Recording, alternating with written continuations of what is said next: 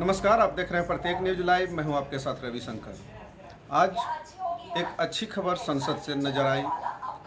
दरअसल संसद में मनीष तिवारी जो कांग्रेस नेता हैं, वे स्वास्थ्य संबंधी चर्चा कर रहे थे और उसका जवाब दिया मुंगेर सांसद राजीव रंजन सिंह उर्फ ललन सिंह ने।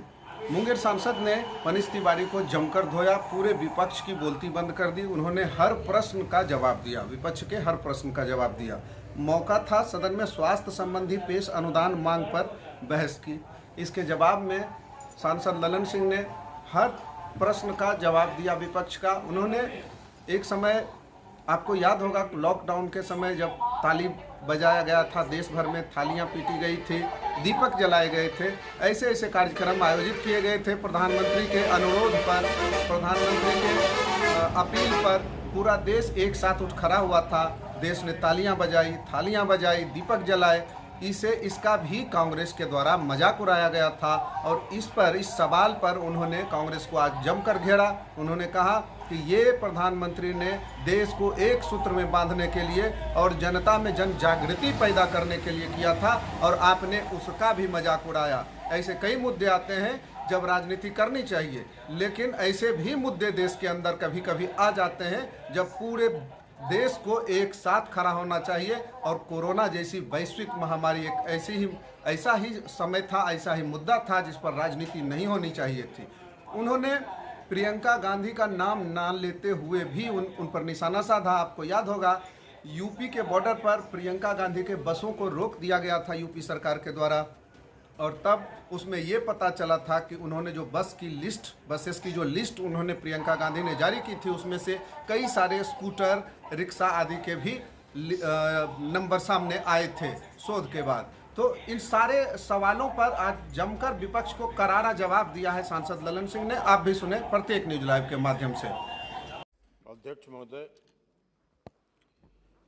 हम लोग स्वास्थ्य एवं परिवार कल्याण मंत्रालय के अनुदान मांग पर चर्चा कर रहे हैं और आपने इस विषय पर बोलने का अवसर मुझे दिया। हम आपके प्रति आभार व्यक्त करते हैं। महोदय, स्वास्थ्य के क्षेत्र में अभी माननीय सदस्य मनीष तिवारी जी की बात बहुत सारी हम सुन रहे थे, लेकिन स्वास्थ्य के क्षेत्र में इस सरकार ने जो पिछले 7 वर्षों में जो काम किया है वो अभूतपूर्व काम है। और ये कारण है, उन्होंने कई देशों की चर्चा की, वो ठीक है, कई विकसित राष्ट्र हैं, हम उस पर बाद में आएंगे। कोरोना के पर जब चर्चा करेंगे तो हम उस पर भी चर्चा करेंगे कि जो विकसित राष्ट्र हैं जिनकी चर्चा आप कर रहे थे, उसकी तुलना में इस वैश्विक महामारी में हम कहाँ खड़े थे, हम उस पर बताएंगे आपको। लेकिन आज ये इस बात का प्रमाण है कि 2,23,846 करोड़ रुपए का उपबंध इस बार के बजट में है, जो पिछले वर्ष की तुलना में 137% अधिक। पिछले वर्ष का क्या था? 94,452 करोड़ रुपए का प्रावधान था। और ये इस बात का संकल्प को दोहराता है कि इस देश के प्रधानमंत्री आदरणीय नरेंद्र मोदी जी ने इस देश को स्वस्थ देश बनाने का निर्णय लिया और इसलिए उन्होंने शुरू किया है। बजट भाषण में, वित्त मंत्री जी के बजट भाषण में पीएम आत्मनिर्भर स्वस्थ भारत योजना की भी चर्चा है। और स्वस्थ भारत की योजना इसलिए है कि अगर इस देश के नागरिक स्वस्थ नहीं रहेंगे तो देश स्वस्थ नहीं होगा, और देश स्वस्थ अगर नहीं होगा तो हम आत्मनिर्भर भारत का निर्माण नहीं कर सकते। और यही कारण है कि प्रधानमंत्री जी ने इसको लगातार इसके उपबंध में बढ़ोतरी का काम किया। अब कोविड-19 की चर्चा, काफी लंबी चर्चा मनीष तिवारी जी ने की। भाई, पक्ष और विपक्ष होता है, होना भी चाहिए, लेकिन कई ऐसे सवाल हैं, कई ऐसे मुद्दे हैं जहां पक्ष और विपक्ष को एक मत होना चाहिए। और इस देश में कोविड-19 के फैलाव के समय से ही इस प्रधानमंत्री जी ने जो व्यक्तिगत अभिरुचि लेकर जो इसके फैलाव को रोका है, उसकी प्रशंसा आपको करनी चाहिए। आपने नहीं किया, राजनीति करते हैं आप। राजनीति मत करिए, यह वैश्विक महामारी है। ये वैश्विक महामारी थी। 30 जनवरी 2020 को पहला केस इस देश में चिन्हित किया गया और जिस दिन यह पहला केस चिन्हित किया गया उस दिन से केंद्र की सरकार ने और स्वास्थ्य मंत्रालय ने उसकी लगातार मॉनिटरिंग शुरू की और पूरे विश्व के साथ उसका समन्वय स्थापित करके उसकी मॉनिटरिंग प्रारंभ की। सारे जो आने वाले रास्ते थे, पोर्ट्स थे, हवाई अड्डे थे या जमीन के रास्ते से जो दूसरे देशों से प्रवेश थे, सभी रास्तों पर सघन निगरानी कायम किया गया और सघन निगरानी कायम करके लोगों को टेस्ट करके चिन्हित करके उनको क्वारंटाइन कराकर और वो जब स्वस्थ आ गए तभी उनको देश के अंदर प्रवेश करने की अनुमति दी।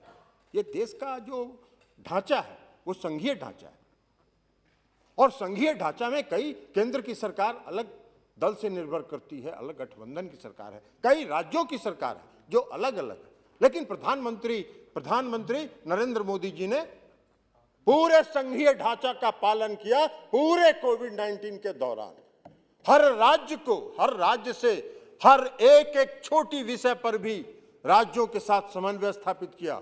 राज्यों की सरकारों के साथ उन्होंने बातचीत की, राज्यों के सरकारों की उन्होंने से सलाह मशविरा उन्होंने किया, उनके सलाह को उन्होंने अपने कार्यक्रम में शामिल किया और ये सारा काम प्रधानमंत्री नरेंद्र मोदी जी ने, कोई राजनीति उन्होंने नहीं की, उन्होंने कोई राजनीति नहीं की, उन्होंने इस देश को बचाना है इस संकल्प के साथ आगे बढ़ रहे थे। जितने स्टेक होल्डर्स हैं, कोई स्टेक होल्डर्स आज इस बात का दावा नहीं कर सकता है कि पूरे कोविड-19 के दौरान प्रधानमंत्री जी ने उनसे चर्चा नहीं की। सारे स्टेक होल्डर से चर्चा की और उन्होंने समन्वय स्थापित करने का काम किया। मैंने बताया कि देश के हर प्रवेश स्थान पर सघन निगरानी की व्यवस्था थी। हवाई अड्डे, समुद्री तल, इस पर हमने की। यात्रियों की निगरानी की जा रही थी। 18 जनवरी से ही यह प्रारंभ किया गया था। 30 जनवरी को पहला केस आया, लेकिन ये सारी कार्रवाई केंद्र की सरकार ने 18 जनवरी से प्रारंभ किया और 30 जनवरी के पूर्व ही ये काम किया। तो ये आप कहना चाहिए था मनीष तिवारी जी, अगर इन सारी चीज़ों की चर्चा आप नहीं करेंगे तो आप अपने दायित्व के प्रति और हम सब अपने दायित्व के प्रति सचेत नहीं है। राजनीति तो होती ही रहती है, राजनीति तो करते रहते हैं, बहुत सारे विषय हैं जिस पर हम चर्चा करते हैं तो पक्ष और विपक्ष की अपनी बात रखते हैं। अब लॉकडाउन की चर्चा उन्होंने की। भाई हम सब लोग 22 मार्च को पार्शियल लॉकडाउन इस देश में कायम हुआ और 25 मार्च से संपूर्ण लॉकडाउन कायम हुआ। अब आप मनीष तिवारी जी को उसका भी जरा ध्यान होगा कि उस लॉकडाउन के पीरियड में जो ये कह रहे हैं कि नियम तोड़ा गया, भाई क्या कर रहा थे, कौन तोड़ रहा था नियम को? कहां से टूटा, किस राज्य? केंद्र सरकार ने तो यह व्यवस्था की कि जितने दूसरे राज्यों में काम करने वाले मजदूर थे उनको मुफ्त रेल के द्वारा लाखों लोगों को अपने राज्यों में पहुंचाने का काम किया। आप क्या कर रहे थे वहां? हम लोग तो नहीं थे वहां, लेकिन अखबार में जो खबर पढ़ रहे थे कि गाड़ी का 1000 गाड़ी का लिस्ट जारी कर रहे थे, कोई स्कूटर का, कोई टेम्पू का, कोई खराब गाड़ी का, कोई गैरेज में पड़ा हुआ, उन सारी गाड़ियों का लिस्ट जारी कर रहे थे। ये राजनीति करने का समय था, ये राजनीति करने का समय नहीं था उस समय। और प्रधानमंत्री जी ने जब लॉकडाउन 25 मार्च को लागू किया, उसके बाद उन्होंने क्या, आपने मजाक उड़ाया। उन्होंने कहा कि ताली और थाली बजाने का काम उन्होंने घोषणा किया इस देश के लोगों के साथ। आपने उसका मजाक उड़ाया, हम सब लोग टीवी पर देख रहे थे, आप उसका मजाक उड़ा रहे थे। क्यों किया था प्रधानमंत्री नरेंद्र मोदी जी ने इसको? देश में जन जागृति पैदा करना चाहते थे, लोगों में जागरण पैदा करना चाहते थे कि लोग जागृत हों और लॉकडाउन का पालन करें। इस जागृति को उन्होंने पैदा करने के लिए काम किया और आप उसका मजाक उड़ा रहे थे। आप उसको क्या क्या राजनीति के साथ जोड़ रहे थे, नागपुर तो कहां क्या कर रहे थे। भाई देश संकट में था, वैश्विक महामारी के दौर में था और उस समय सारे लोगों को, इस देश के हर नागरिक को प्रधानमंत्री नरेंद्र मोदी जी के और सारे दलों को खड़ा होना चाहिए था, जिसका पालन आपने नहीं किया। उसके लिए आपको क्षमा मांगना चाहिए इस देश से, आपको क्षमा मांगना चाहिए इस देश से कि आपने राजनीति करने का काम किया। आप मोमबत्ती जलाने की बात हुई, दीपक जलाने की बात हुई, क्यों हुई ये बात? ये बात इसलिए हुई कि देश के लोग जागृत हो, देश के लोग लॉकडाउन का पालन करें, देश लोग जो सोशल डिस्टेंसिंग है उसका पालन करें, देश के लोग मास्क लगाएं, देश के लोग हाथ धोएं, देश के लोग सैनिटाइजर का इस्तेमाल करें, फ्रंट लाइन वर्कर्स का और डॉक्टर्स का मनोबल बढ़ाएं, उनमें काम करने के प्रति जो उन्होंने अपने पूरे परिवार के जीवन को दांव पर लगाकर और जो सेवा उन्होंने की उसकी जितनी प्रशंसा की जाए, उनका सम्मान कर प्रधानमंत्री जी कर रहे थे और आप उसका मजाक उड़ा रहे थे। आप दीपक जलाने की बात को किसी पार्टी के स्थापना से जोड़ने का काम किया। अरे भाई क्या कर रहे हैं? राजनीति की भी एक सीमा होती है।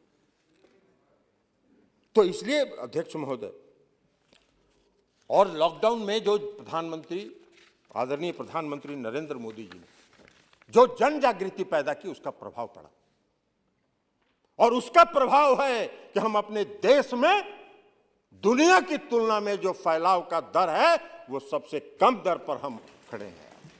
ये वही कारण है। देश में क्या था जब कोरोना प्रारंभ हुआ? भाई उसके पहले तो आप वर्षों से, आजादी के बाद से तो आप ही शासन कर रहे हैं इस देश पर। देश में कोई आधारभूत संरचना तो थी नहीं। न मास्क का प्रोडक्शन यहां होता था, न पीपीई किट का प्रोडक्शन यहां होता था, न वेंटिलेटर यहां था और न यहां टेस्टिंग किट की उपलब्धता थी। और प्रधानमंत्री नरेंद्र मोदी जी ने एकाग्रता के साथ, बिना आपकी आलोचनाओं पर ध्यान दिए हुए, एकाग्र हो गए इस देश की सेवा का संकल्प के साथ इन सारे आधारभूत संरचनाओं को विकसित करने का काम किया। और ये सारे इस्तेमाल, आज जो भी इस्तेमाल हो रहा है वो अपने देश में निर्मित हो रहा है। आप भी बात कर रहे हैं मास्क का आज इस्तेमाल, कितना लाखों लोगों को रोजगार मिला, लाखों लोगों को रोजगार मिला इस मास्क के कारण। पीपीई किट का निर्माण शुरू हुआ, वेंटिलेटर का निर्माण शुरू हुआ और टेस्टिंग किट तो आज जितना चाहिए उतना टेस्टिंग किट आपको उपलब्ध है। जितने की चाहिए आप टेस्ट कराइए। टेस्टिंग लैब भी बढ़ा, 2500 एक टेस्टिंग लैब था इस देश में, आज 2400 टेस्टिंग लैब है इस देश में। यह आधारभूत संरचना विकसित करने का काम किया प्रधानमंत्री जी ने। मांग और आपूर्ति, सप्लाई और डिमांड के बीच जो गैप था, जो अंतर था, उस अंतर को समाप्त करने का काम किया प्रधानमंत्री नरेंद्र मोदी जी ने। और ये इसके लिए आपको उनकी प्रशंसा करनी चाहिए, इसकी तारीफ करनी चाहिए। आप नहीं करिएगा, आप नहीं करिएगा, क्योंकि आप कर दीजिएगा तो ऊपर से आया जाएगा हाईकमान का कुछ आदेश, ये नहीं करेंगे तो वो करने करिएगा नहीं। हम जानते हैं नहीं करिएगा, लेकिन आपका दिल भी कहता होगा। आपका दिल के अंदर अगर सोचते होंगे रात में तो जरूर आपको दिखाई पड़ता होगा, लगता होगा कि इस देश में प्रधानमंत्री नरेंद्र मोदी जी ने कोविड-19 के दौरान जो काम किया वो अभूतपूर्व काम। सेंट्रल हार्ट में करते हैं। अब आप कह रहे थे कि कोविड के इलाज, उपचार की बात कर रहे थे आप। इस देश में डेडिकेटेड कोविड अस्पताल का निर्माण हुआ। 24 घंटे वहां जो health worker, front line workers, doctors 24 घंटे वहां इलाजरत रहते थे। आप प्राइवेट में लोग जाने का शौकीन है, प्राइवेट में लोग, बड़े लोग प्राइवेट अस्पताल में जाते हैं सुख सुविधा के लिए, लेकिन सरकारी अस्पतालों में जो व्यवस्था थी उससे बेहतर व्यवस्था किसी भी अस्पताल में नहीं। मैं खुद भी था, मुझको खुद भी हुआ। मैं 15 दिन मैं भी all India institute of medical science Patna में एडमिटेड था। माननीय मंत्री अश्विनी चौबे जी को पता है। और इतना अच्छा मुझको अनुभव हुआ उस all India institute of medical science Patna में रह के 15 दिनों में, जिसको आज हम कोई भी बात करता है तो हम उसको कहते हैं कि एम्स में चले जाओ, इलाज करो, पटना एम्स। 24 घंटे में 24 सेकंड के लिए भी ऐसा नहीं मिला 15 दिनों तक जब कोई पैरामेडिकल और डॉक्टर का उपलब्ध नहीं हो। 24 सेकंड भी ऐसा नहीं मिला। ये व्यवस्था थी। 1.5 million bed, 1.5 lakh million bed उपलब्ध कराया गया। क्या था यहां आधारभूत संरचना? आपने तो इतने लंबे समय तक राज किया इस देश में। 0.25 मिलियन ऑक्सीजन युक्त बेड, जिस बेड के साथ ऑक्सीजन की भी सुविधा उपलब्ध है, 80,000 ICU intensive care unit, 40,000 ventilators, और इस सब को आधारभूत संरचना अपने देश में तो उन्होंने निर्मित किया ही, 150 से ज्यादा देशों में इन्होंने इन सारे चीजों को भेजने का भी काम किया, मदद करने का काम किया। अंतर्राष्ट्रीय ऑब्लिगेशन है, अंतर्राष्ट्रीय ऑब्लिगेशन का पालन नहीं करेंगे। आप क्या बात कर रहे थे कि आप वैक्सीन दूसरे देश में भेज रहे हैं? यह बहुत दुख की बात है। यह मानवता से लड़ाई थी, मानवता का काम था, और मानवता के साथ वो तो चले गए, तो इसलिए कि आप उनको हटा दिए, भेज दिया, वापिस सुन के उनको बता दीजिएगा। तो ये मानवता का काम था। अब वो तो चले गए, हम तो हैं। देखिए, बताइए, कर रहे हैं आपके नेता की नहीं नहीं, राजीव जी बैठे हैं, बैठे बैठे हैं, मनीष तिवारी जी बैठे हैं। अफसोस कर रहे हैं, जब तो आप याद ला रहे हैं तो अफसोस कर रहे हैं। हाँ, अभी आपके नेता कह रहे थे कि वो चले गए, इसलिए हम कहे समझ लीजिए, अभी देख लीजिए, ये खुद पार्टी है, ये खुद ही ये स्वीकार कर लिया इन्होंने कि ये पूरा देश को कंफ्यूज कर रहे हैं, कंट्रोल पार्टी है। और पूरा देश को कंफ्यूज कर रहे हैं। इस लड़के को तो इसलिए पहले बुला लेना, लड़का ठीक